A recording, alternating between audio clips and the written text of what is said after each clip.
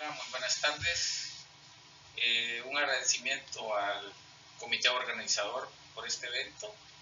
Gracias por la invitación y es pues para mí un gusto y un honor estar aquí con ustedes esta tarde y hablar un poco del desequilibrio hidroelectrolítico de una manera práctica, digámoslo. Vamos a ver un poquito sodio y potasio, que son de las situaciones más complejas y que son el día a día que vemos en los hospitales. Mi nombre es Rafael Antonio Oriana Cornejo, soy internista y endocrinólogo y en este momento pues como jefe del departamento de medicina. Es para mí un gusto formar parte de la Universidad de El Salvador.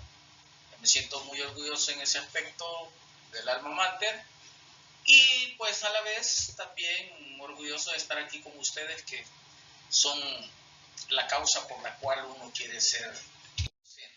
Entonces vamos a poder hacer una revisión. Hablamos de desórdenes del sodio en sangre, las causas, consecuencias, un poco la corrección, los efectos de la homeostasis y desórdenes del sodio y todas las consecuencias de corrección. Entonces, cuando hablamos de sodio, generalmente esta es parte que está en su libro de texto de Harrison. Uno debe de hacer una valoración del estado del volumen y ver si el paciente se encuentra en hipovolemia, está euvolémico o se encuentra en hipervolemia. Si yo me encuentro en hipovolemia, debo de ver el agua corporal total, si está disminuida. Si el sodio corporal total está disminuida, vemos el sodio urinario.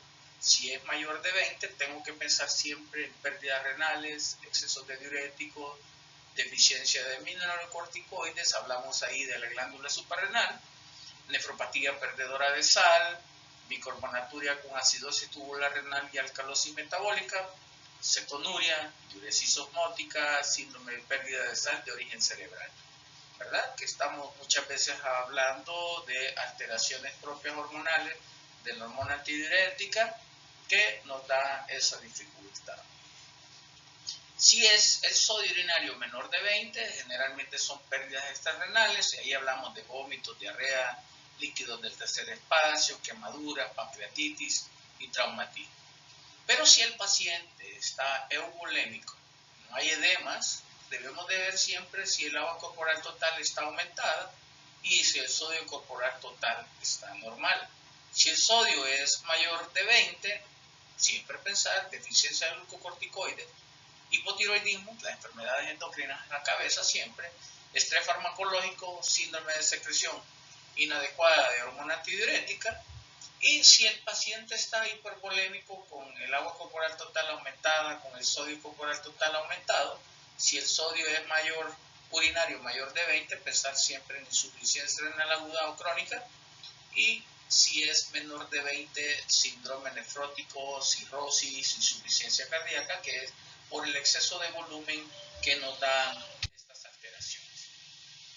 Entonces siempre debemos de pensar en la parte externa del sodio y el potasio, ¿verdad? En el balance de agua que generalmente hablamos de sodio más potasio entre el agua corporal total.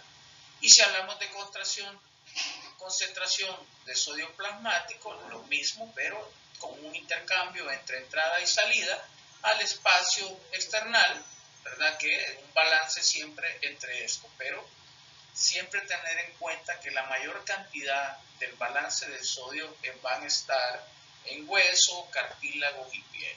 Es por eso que a nivel de captación y de líquido hay una homeostasis que es lo primordial que tengo que tener en cuenta a la hora de tratar este tipo de paciente. ¿Por qué?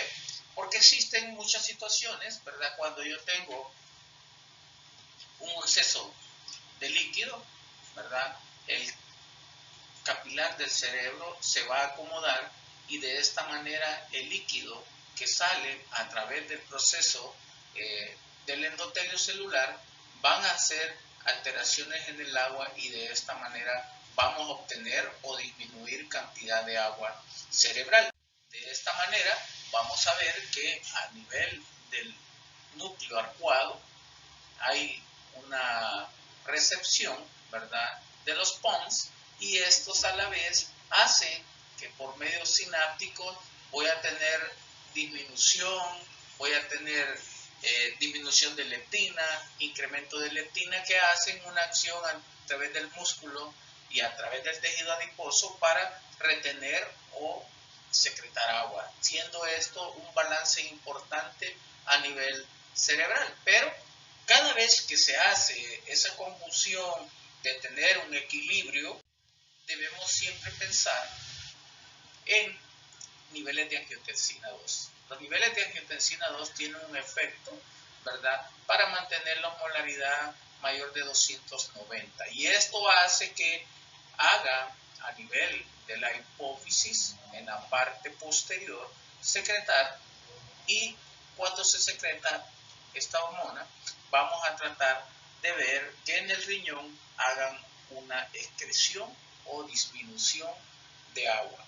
Por esa razón es importante el feedback. Recuerden que la hormona vasopresina, la hormona antidiurética, están en relación, incluso la aldosterona tiene mucha relación en cuanto al volumen de líquido intracelular que se tiene para mantener el equilibrio en la homeostasis. Entonces es así como los receptores de angiotensina 2, ¿verdad?, y el receptor 1 hacen que si tenemos déficit de volumen y déficit de cantidad de sal, un aumento del apetito por querer consumir sal, ¿verdad? Y ahí muchas personas que consumen diuréticos en exceso hacen esa parte que quieren consumir muchas frutas, a todo lo que consumen le quieren poner sal, porque existe esa parte de aumento del apetito de sal. Pero también a nivel de la glándula adrenal, la secreción de aldosterona hace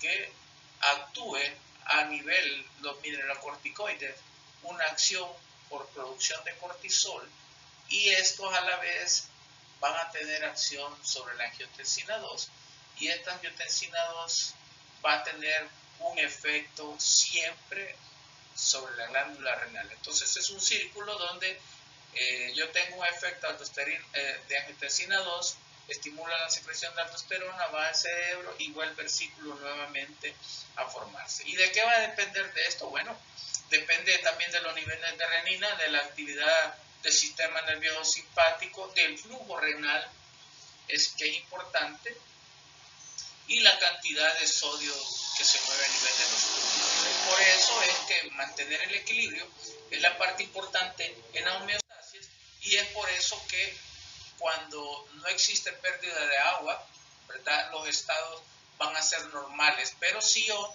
tengo un déficit de líquido, obviamente voy a tener deseo de consumir líquido, y de esta manera van a disminuir o aumentar la cantidad de estímulo a nivel cerebral, lo que hace que mantenga yo un equilibrio neuronal, un equilibrio de las leptinas a nivel del tejido adiposo, un equilibrio nada más hormonal.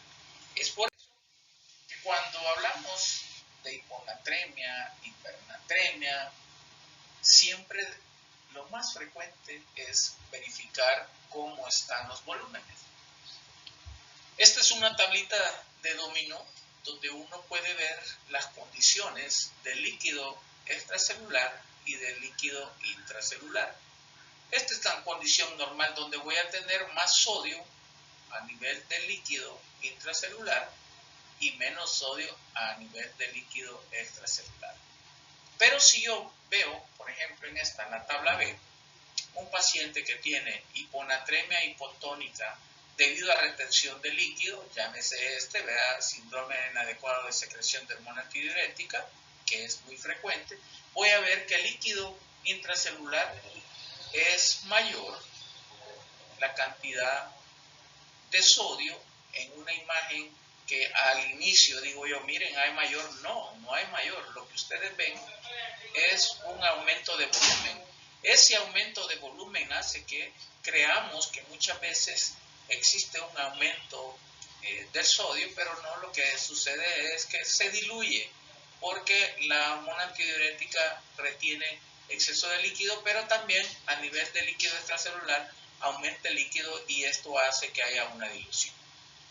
Si yo veo en el C que es una hiponatremia hipotónica, ¿verdad? Sin alteraciones de osmolaridad, veo que voy a tener también un exceso de volumen, pero generalmente es porque no lo pude excretar, y esto es generalmente causado por un daño renal, ¿verdad? Donde voy a tener, aparte del sodio, líquido en exceso, pero voy a tener otras situaciones que me alteran en el volumen que no necesariamente son electrolitos. Si yo tengo una hiponatremia hipertónica debido a ganancia de solutos, ¿verdad? Como la hiperglicemia, un paciente que tengo con un estado hiperosmolar, voy a encontrar disminución de volumen por deshidratación, donde esta misma cantidad de sodio está disminuido con el volumen, pero además de esto, en el líquido, en el fluido extracelular, voy a tener aumento de azúcar. Por esa razón es que también se ve afectado. Y si yo tengo una hiponatremia hipotónica debido a retención de agua asociada a depresión de sodio como diarrea, voy a ver que en el fluido intracelular voy a tener disminución de la cantidad de sodio, ¿verdad? Pero el líquido extracelular también va a estar disminuido con disminución de la cantidad de sodio. Si yo tengo una hipernatremia hipotónica debido a retención de agua asociada a nefropatía, lo mismo, voy a tener un aumento de volumen con una dilución tanto en el líquido intracelular como en el líquido extracelular. Y si tengo un paciente con una hipernatremia debido asociada a ganancia de sodio, como la insuficiencia cardíaca, ¿verdad? Vemos que disminuye el volumen del líquido intracelular, se lleva el sodio, pero el líquido extracelular está aumentado y vemos nosotros esto en los edemas de insuficiencia cardíaca, ¿verdad? Que muy frecuentemente vemos estas alteraciones. Entonces, cada una de ellas, el comportamiento es diferente. Por eso es que cuando hacemos diagnóstico de hiponatremia, es importante buscar la causa de hiponatremia para tratar, porque si yo digo es una hiponatremia crónica causada por hipotiroidismo, el tratamiento inicial no va a ser ir a corregir la hiponatremia, el tratamiento inicial es corregir el hipotiroidismo. Por eso es que es importante que cuando tengamos casos de hiponatremia identifiquemos cuál es la causa exacta y qué tipo de hiponatremia existe. Entonces, las causas generalmente por déficit de volumen extracelular, ¿verdad? Pérdida de sodio renal, los agentes diuréticos, ¿verdad? Glucosa, urea, insuficiencia renal, nefropatía perdedora de sal, bicarbonaturia, cetonuria, o pérdida de sodio extracelular, diarrea, vómitos, incremento de fluido, congestión cardíaca, cirrosis. Y con volumen normal o fluido extracelular, uso de antiacidas, hipotiroidismo, insuficiencia renal, cáncer. Recuerden que muchos cánceres secretan la hormona antidiurética. Ahí hablamos de cáncer de pulmón, mediastino, torácico, sistema nervioso central, uso de drogas, ¿verdad? Como la desmopresina, la nicotina, los bicíclicos, que también nos van a dar esas alteraciones que muchas veces el paciente tiene una hiponatremia que no le dan síntomas, que son causadas por estas patologías que uno debe de tratarlas y posteriormente desaparece esa alteración. Es por eso fundamental cuando hablamos de hiponatremia identificar la causa de hiponatremia. Entonces, normalmente cuando hablamos de captación excesiva de agua, hablamos de polidipsia primaria, hay polidipsia psicógena, muchos pacientes que toman exceso de líquido. Una de las cosas que ocurre en esta hiponatremia con exceso de líquidos es el que toma mucho licor, pero en cervezas, ¿verdad? Porque se diluye y hace que también tengan poliuria y se llevan algunas alteraciones. Soluciones irrigantes de sodio libre, que son utilizados en histeroscopía, laparoscopía o resección transuretral de la próstata, que muchas veces ustedes van a ver en cirugía que les pone líquido, van a estar constantemente lubricando con solución salina esa parte para que no sangre el paciente, o más bien dicho, que no haga coágulos y tape la uretra. Captación accidental de agua, era durante el nadar, o lesiones múltiples en pacientes que se les hace enemas, pueden también tener estas alteraciones. Las depresiones de sodio pueden ser por depresión de potasios, ¿verdad? Además de esto, la dilución urinaria está siempre implicada. Todas estas alteraciones en las hiponatremias hiposmóticas podemos verlas y por eso es que uno parte en la semiología, el 90% nos hace la historia clínica o un buen diagnóstico, por eso es importante una buena historia clínica. Y desde el inicio, el 90% de todo lo que hagamos generalmente es preguntando y examinando al paciente para que uno pueda tener un balance adecuado de lo que estamos haciendo. Entonces, normalmente, ¿cómo se corrige? Los cambios del sodio sérico es, tomamos una infusión de sodio y restamos el sodio sérico y esto lo dividimos entre el agua corporal total más 1. Pero también puedo hacerlo con potasio, ¿verdad? Infusión de sodio más la infusión de potasio, ¿verdad? Menos el sodio sérico entre el agua corporal total más 1.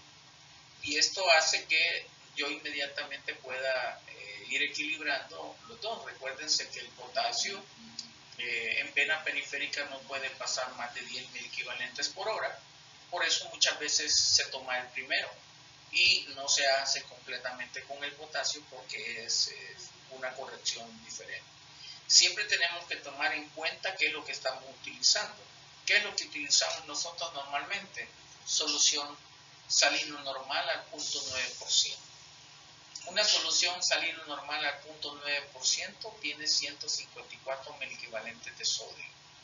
Y basados en ese es que nosotros vamos haciendo cambios. Si yo digo, voy a utilizar una solución al 3%, 513 miliequivalentes. Y si es al 5%, 855 miliequivalentes.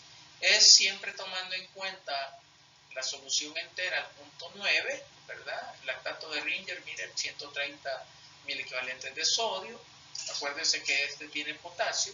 Y las soluciones al medio, 0.45%, tienen 77. Y las soluciones al tercio, que es el 2%, tienen 34%, que es lo que mucho el liposal que ustedes ven que se ocupa en el hospital.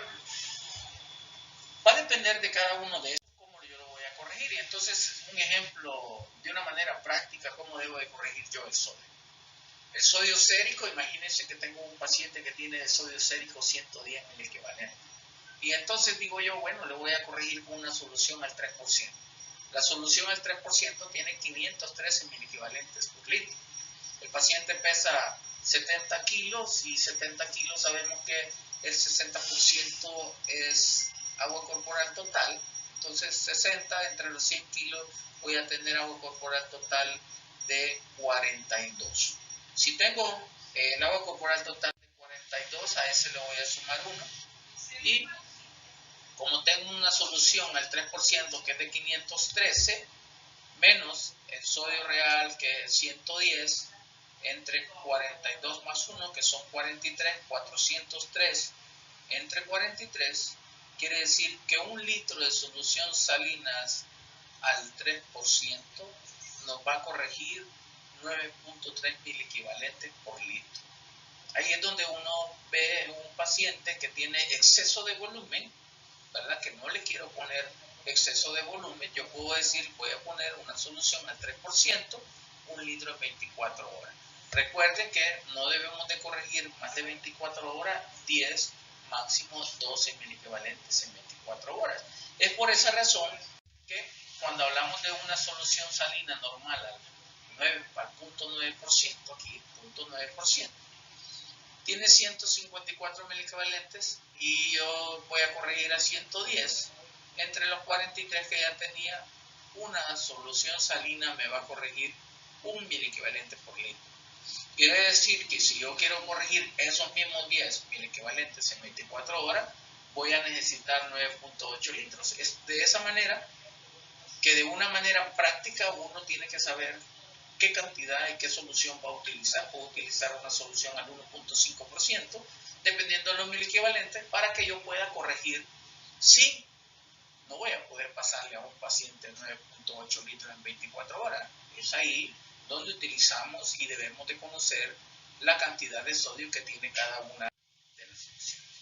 Entonces, si yo digo, bueno, en las primeras horas, ¿qué va a pasar? Yo debo iniciar 100 ml de un bolus al 3% de salida y corregir en las primeras 6 horas de 4 a 6 milimoles por litro. Esa es la parte importante. Por eso es que cuando uno hace una corrección de sodio, inmediatamente a las 6 horas yo vuelvo a tomar sodio y corrijo. Porque puede ser que me haya equivocado y le esté corrigiendo muy rápido, y estos son los que nos van a dar complicaciones. Igual, 1 a 2 días de la alteración de la hiponatremia, 100 ml en bolus al 3% y luego utilizar entre 4 a 6 ml por litro en las primeras 6 horas. Por esa razón es que sigue siendo importante el tratamiento enzimático. Quiere decir que el tratamiento de la hiponatremia, igual que la hipernatremia, es un tratamiento enzimático. O sea, tengo que estar sobre el paciente, pendiente de cada una de las cosas para poderlo corregir. Si es más de 2 días, pues yo puedo corregir en las primeras 24 horas 4 a 6. Depende del momento que tenga el paciente. Por eso es que uno debe de tener la historia clínica, saber desde cuándo, para uno tener en el paciente cómo voy a utilizar, si es en horas, si es severa, en 1 a 2 días, si es moderada, ¿verdad? Y si es leve, más de 24 horas, 48 horas, yo voy a tener que ser más paciente con ese paciente. Entonces yo quiero corregir 3 miliequivalentes en 3 horas. Un litro se corrige 9.37 miliequivalentes. 3 miliequivalentes, voy a pasar 320 ml de solución en las primeras horas. Esto es lo que está tratando de decir la parte que acabamos de ver. Por eso es importante que uno diga cuánto le voy a corregir. Entonces, 5 miliequivalentes de una solución al 5.3 en 6 horas con una solución al 3%. Si utilizo una solución al 3%, yo voy a corregir 5 miliequivalentes en las primeras horas. Por esa razón es que sigue siendo importante que ustedes aprendan cuánto es el porcentaje de miliequivalentes que tiene cada dilución. ¿Y qué es lo que normalmente ocurre? Cuando yo tengo un cerebro normal, digamos, ¿verdad? Inmediatamente tiene efectos hipotónicos, hay una ganancia de agua por baja osmolaridad, el cerebro inmediatamente, por la parte que habíamos hablado, hace una adaptación y hace pérdida de sodio, potasio y ácido clorhídrico. Saca el agua, ¿verdad? De lo que vimos en las arteriolas, y de esta manera la pérdida de la osmolaridad se da. Si yo hago una corrección abrupta, voy a tener disminución osmótica. Es por eso que uno debe de ser prudente y conocer adecuadamente cómo voy a corregir sodio para que no volvamos a la parte de la osmolaridad cerebral normal y no el paciente haga disminución continua que posteriormente fallece. Entonces, vemos en esta parte que tanto la corrección rápida de hipernatremia aguda como la corrección rápida de hiponatremia nos hacen que haya desmineralización osmótica, ¿verdad? Que es una desmineralización continua, pero también esta nos va a causar edema cerebral y puede haber herniación oncal. Por esa razón, sigue siendo importante la prudencia a la hora de tratar. Hoy en día es más fácil porque tenemos bombas perfusoras y es ahí donde se ponen los líquidos. Si hablo de hipernatremia, pues normalmente utilizamos Destrosal 5, ¿verdad? Calculamos los sueros y vamos de una manera en concentraciones de Destrosal 5 disminuyendo los miliequivalentes de sodio. Normalmente cuando yo hablo de mis equivalentes, hay pacientes que tienen 160, yo les doy destrozar 5 y puedo ir disminuyendo con un poco de agua libre para que pueda tratar en el paciente la hipernatremia. Y vamos a hablar un poquito también de los trastornos de potasio. Ustedes saben que las causas de hiponatremia es disminución del consumo, ¿verdad? Inanición, ingesta de arcilla, redistribución interior de la célula, ácida básica, alcalosis metabólica, hormonal. Muchas veces vemos por exceso de insulina y hipocalemia, incremento de la actividad simpática adrenérgica beta 2, después de infarto de miocardio, traumatismo cefálico, a los agonistas adrenérgicos beta 2, broncodilatadores, estocolíticos, agonistas adrenérgicos alfa 1, parálisis periódica arteridotóxica, estimulantes del sodio y potasio, ATPasa, teofilina, cafeína, que nos van a dar esas alteraciones. Estados anabólicos como la administración de vitamina B12 o ácido fólico, que es la vitamina B6, factor estimulante de colonia de granulocitos, macrófagos, producción de leucocitos, nutrición parenteral total y entre otras, hiponatremia, hipotermia, parálisis periódica hipopotasémica familiar, ¿verdad? Lo que hacen acidosis tubular, pueden botar exceso de potasio y eso nos da parálisis hipocalémica. Intoxicación por bario, inhibición sistémica de flujo de conducta de potasio, aumento pérdidas no renales como pérdida gastrointestinal, diarrea, pérdida de instrumentos como el sudor, ¿verdad? Una de las cosas que en la maratón de Boston, por ejemplo, se han visto pacientes que han fallecido tanto por alteraciones de potasio como alteraciones de sodio, porque exceden en consumir exceso de agua y no se consumen electrolitos. Y esa es una de las alteraciones por cual correr una maratón de más de 42 kilómetros necesita una corrección electrolítica. Renal, un incremento de flujo distal y suministro de sodio distal, diuréticos, diuresis osmótica, nefropatía perdedora de sal, incremento de secreción de potasio por exceso de mineralocorticoides, exceso aparente de mineralocorticoides, deficiencia genética de la 11-beta hidrogenasa, ¿verdad? O síndrome de exceso aparente de mineralocorticoides, uniones no absorbibles que alcanzan el túbulo contorneado distal, como el vómito y acidosis tubular renal, deficiencia de magnesio, anfotericina B, síndrome de Liddle, que es muy frecuente, tumor de Crohn, que también lo vemos. Y entonces uno debe de saber que la hipopotasemia es todo potasio sérico menor de 3.5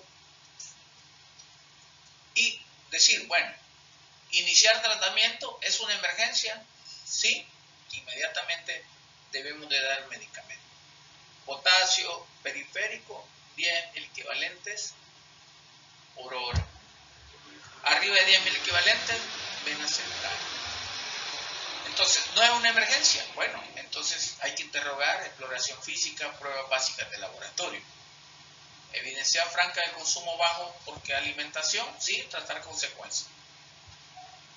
No, evitar franca desplazamiento transcelular, vemos potasio urinario. Si es menor de 15 o menor de 15 milimoles por creatinina, pérdida extrarrenal, pérdida renal previa, estado ácido básico, ¿verdad? Acidosis metabólica, pérdida gastrointestinal de potasio, si es normal, transpiración profusa, alcalosis metabólica, uso previo de remoto de diuréticos, vómitos previos o drenaje gástrico, transpiración profusa, aumento de secreción distal de potasio si es mayor de 15, ¿verdad? Con una pérdida renal, aumento del potasio, aumento de la presión y el volumen, aumento del flujo tubular y diuresis osmótica.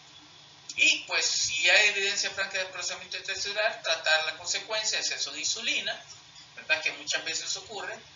Paciente posteriormente que uno pone exceso de insulina, acuérdense que cuando uno pone insulina se lleva la glucosa y se lleva el potasio. Y de esta manera, generalmente el paciente siente debilidad. Agonistas beta-adrenérgico 2, ¿verdad? Hiperparatiroidismo, intoxicaciones por varios, teofilina, clorina. Entonces, todas estas causas de hiponatremia, pues hay que tomarlas en cuenta. Por eso es importante una buena historia clínica.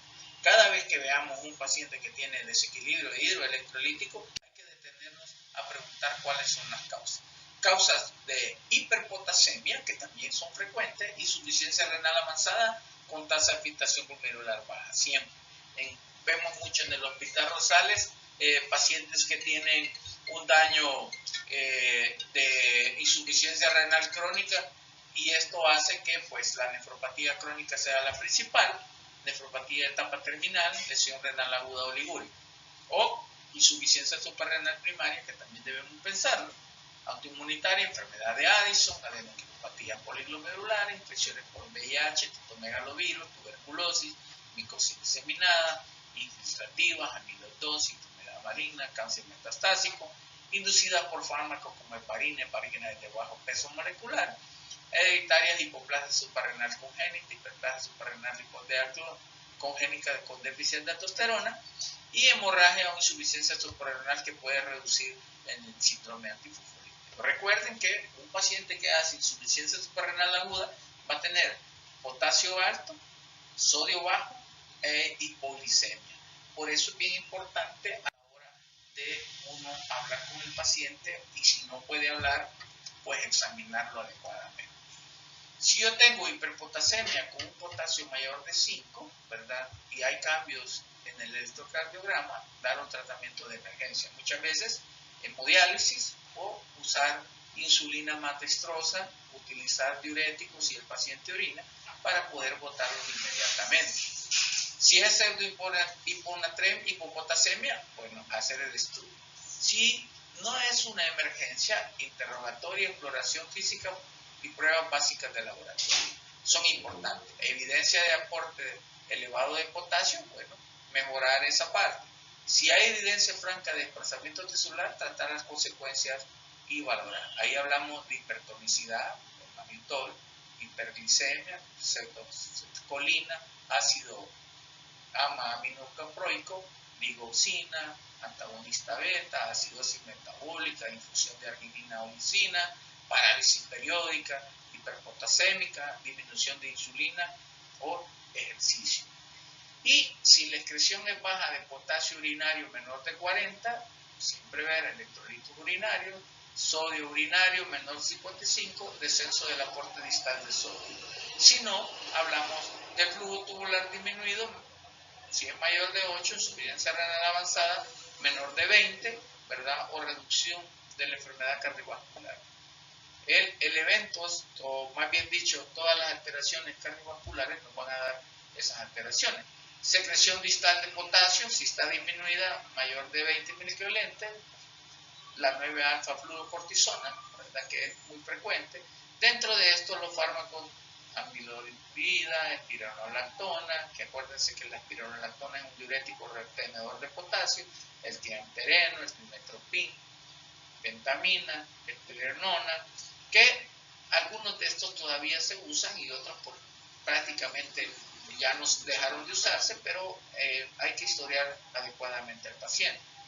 Si es mayor de 8, una resistencia tubular, aldosterona baja, renina. Si la renina está alta, insuficiencia suprarrenal primaria, deficiencia aislada de aldosterona, heparinas de bajo peso molecular o cetaconazol.